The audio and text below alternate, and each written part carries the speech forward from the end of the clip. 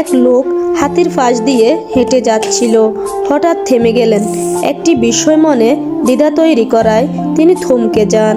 তিনি দেখলেন এত বড় প্রাণীগুলো শুধুমাত্র সামনের পায়ে ছোট একটি দড়ি দ্বারা বাঁধা হচ্ছিল, কোনো চেইন বা কোনো খাঁচা নয়। এই দড়ি এত বড় প্রাণীর পক্ষে ছাড়া খুব মামুলি ব্যাপার। যে কোনো সময় চাইলে এটি ছিঁড়ে তা মুক্তভাবে চলে যেতে পারে, কিন্তু বিশেষ কোনো কারণে তারা তা করে না। কারণটাই তাকে ভাবাচ্ছিল। কাছেই তিনি একজন প্রশিক্ষককে পেলেন এবং জানতে চাইলেন কেন এই প্রাণীগুলো এভাবে দাঁড়িয়ে থাকছে, দূরে পালিয়ে যাবার কোনো চেষ্টা কেন করছে না।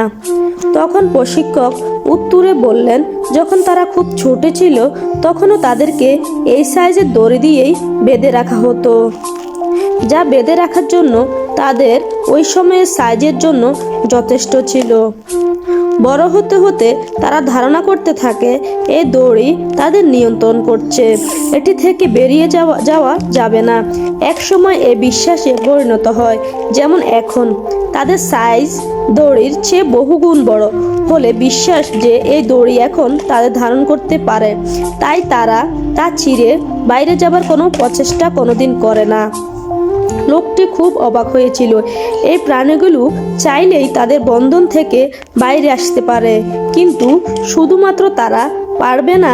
এই বিশ্বাসের কারণে তারা সেখানেই আটকে থাকে যেখানে তাদের আটকে রাখা হয়। হাতির মতো আমাদের অনেকেরই বিশ্বাস করে বসে আছেন যে জীবনে কিছু করতে পারবেন না, শুধুমাত্র জীবনে কোনো এক সময় ব্যর্থ হয়েছিলেন এই কারণে।